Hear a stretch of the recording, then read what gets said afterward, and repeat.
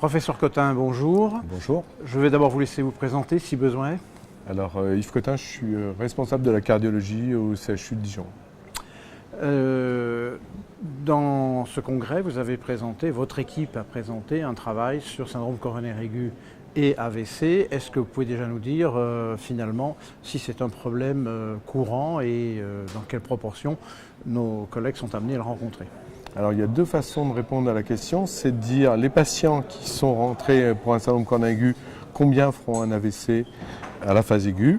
Là c'est de l'ordre de 1% d'AVC et en majorité des AVC ischémiques au cours de l'hospitalisation pour un syndrome coronaire aigu, c'est les travaux d'Olivier Hachet. Parfois inaugural? Parfois souvent que des AVC inaugurales, donc symptomatiques. Oui, oui. Et une autre façon de voir le problème, c'est après l'hospitalisation, qu'est-ce qui se passe dans l'année post-infarctus. Si on regarde les résultats de notre équipe, on est de l'ordre de 0,6%. Et si on regarde les résultats des grands essais ou des grandes études randomisées récentes, là aussi, c'est de l'ordre de 1%. Alors, pour que les auditeurs aient un ordre d'idée, si on regarde dans l'année post-infarctus, on aura 3% d'infarctus et on aura 1% d'AVC, dont 90% de ces AVC seront des AVC ischémiques. Donc vraiment une pathologie, certes de l'ordre du pourcent, mais qui est une association qui est quand même de plus en plus fréquente. Donc on voit que finalement le traitement antithrombotique sert à quelque chose puisqu'on a moins que... Alors c'est justement là le problème, c'est-à-dire que ces dernières années on a vu baisser les AVC hémorragiques.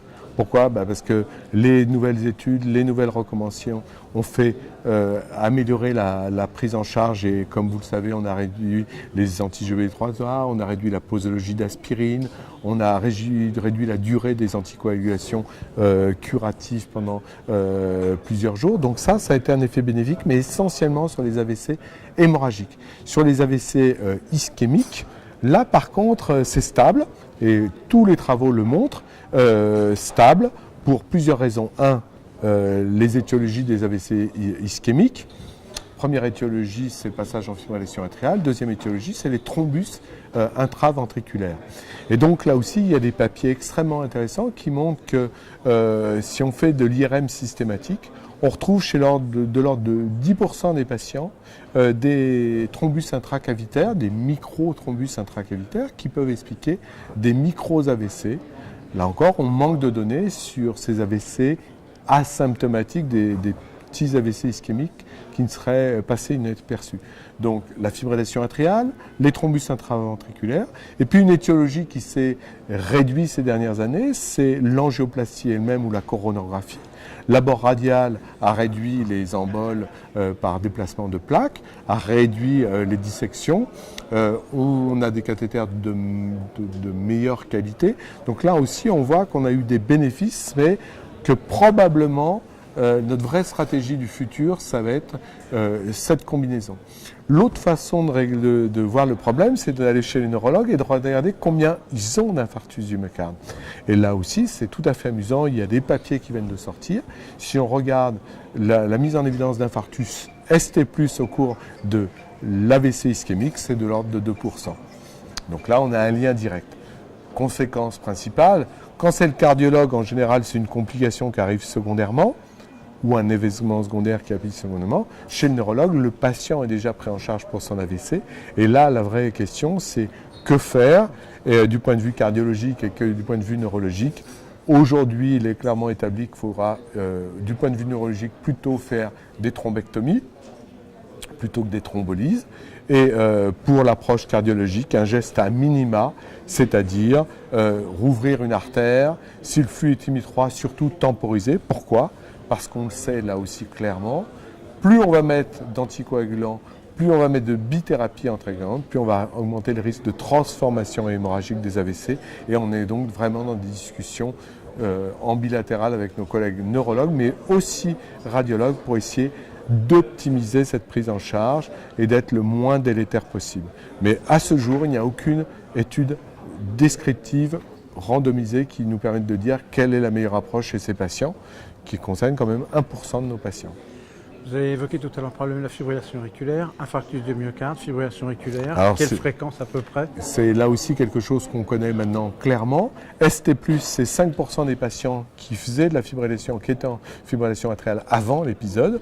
Fibrillation atriale pendant l'épisode, nouvel épisode, c'est de l'ordre de 10%. Et dans l'année qui suit, de l'ordre de 10%. Donc on voit clairement que là aussi, ça va être des vraies questions. Qu'est-ce qu'on fait en termes de stratégie anticoagulante et combinaison bi-antiagrégante? Aujourd'hui, on n'a aucune donnée sur les nouveaux cas de fibrillation atriale. Le bon sens veut que s'il n'y a eu qu'un épisode, on attend, puis on réévalue le patient et on mettra aux anticoagulants un petit peu plus tardivement. Mais tout ça doit être démonté dans le futur. Ce qu'il faut que là aussi tout le monde comprenne, c'est que cette association est maintenant extrêmement fréquente pour une raison simple, le vieillissement de la population. On a des facteurs prédictifs, l'insuffisance cardiaque, le diabète et bien entendu l'âge. On n'a pas évoqué le délai d'apparition de la fibrillation auriculaire chez un patient qui a fait un infarctus. C'est plutôt un événement aigu? Plutôt, oui. Alors, un événement aigu, oui. On sait que c'est dans les 40 premières heures. Pour une raison simple, c'est que c'est là que les malades sont monitorés. Donc ça, c'est fréquent, ça peut être un épisode symptomatique ou silencieux, mais quand on fait des cohortes de suivi, comme on l'a fait systématiquement en recherchant la fibrillation atriale post-SCA, on s'aperçoit qu'on a vraiment un événement qui apparaît tout au long de la durée de vie de la cardiopathie ischémique. C'est vraiment un taux d'événement. Si on prend les patients qui étaient en rythme sinusal en sortie d'infarctus du myocarde, on a 15% d'épisodes d'ACFA dans l'année qui a suivi. Au moins un épisode. Le mot de la fin pour nos collègues cardiologues, infarctus du myocarde et AVC. Alors une pathologie qui est en émergence majeure, les chiffres importants, 1% des infarctus feront un AVC, 2% des AVC ont fait un infarctus, et si on fait le suivi, c'est 3% de récidive d'infarctus après SCA, 1% d'AVC dans le post-SCA, donc des pathologies de plus en plus fréquentes. Ce qu'il va falloir faire, c'est mieux screener ces malades. Un, pour le risque d'AVC, surtout les AVC ischémiques, les AVC silencieux, pardon, et surtout optimiser nos stratégies thérapeutiques. Et je crois qu'un des marqueurs cérébral qui va être intéressant, c'est les microbits, qui sont un marqueur de risque de transformation hémorragique. J'espère que notre message va passer et que les choses vont aller de mieux en mieux. Merci beaucoup. Merci.